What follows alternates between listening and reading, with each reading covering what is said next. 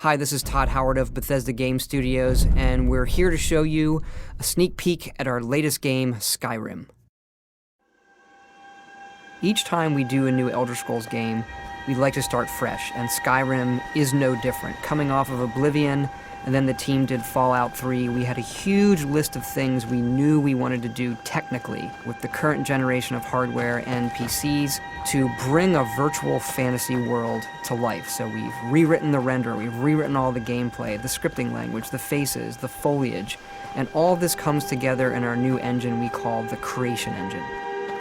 So we're interested in all the little details like this plant here, the medium details of these logs and trees, and all the way up to distant mountains. And if you've played our previous stuff, you know that mountain is not just a backdrop. You can walk all the way to the top of that mountain. And it's a huge world. Like our previous games, you can create any kind of character you want and then go do what you want. The game's primarily designed as a first-person game, but you can also play in third person.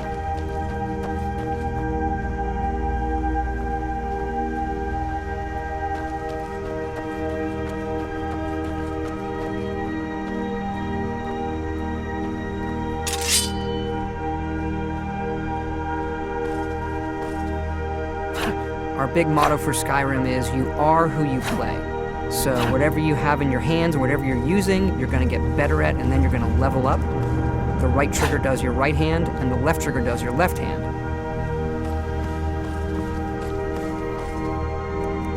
And you could put either a weapon or a spell.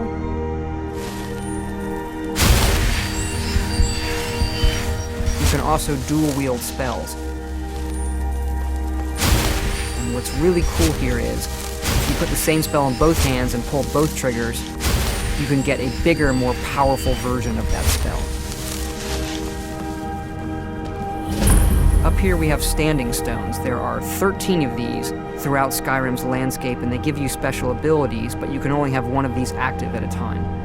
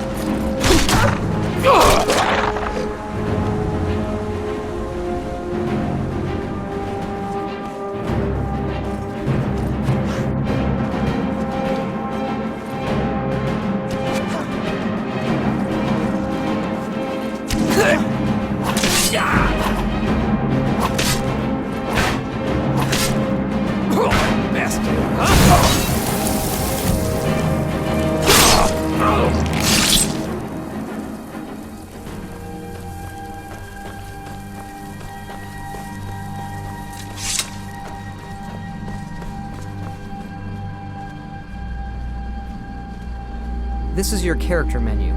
Here you can see all your items, not just what they do stat-wise, but also what they look like. Each of the thousands of objects you can find can be zoomed in, rotated, and looked at in high detail.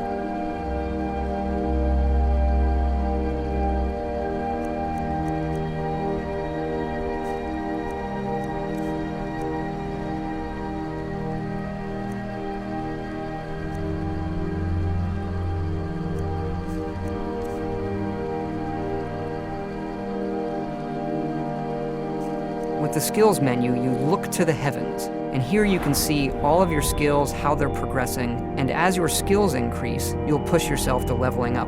The higher the skill, the more it affects your level progress. And when you level up, you get to pick a perk. Each of these skills has its own perk tree. As you develop your character, it's like the game is drawing this custom constellation for who you are. Lastly, we have the map, and we're just going to pull the camera back here and show you how the level of detail system works in the game. We're just rendering the whole world.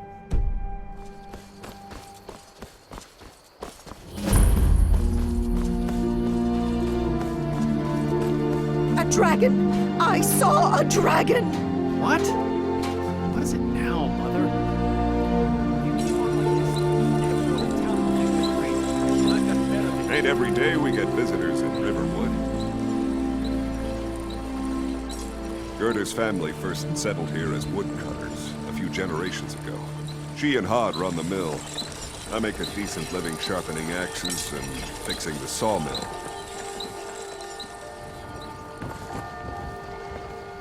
Here for work? Get an axe. And bring me all the wood you can chop.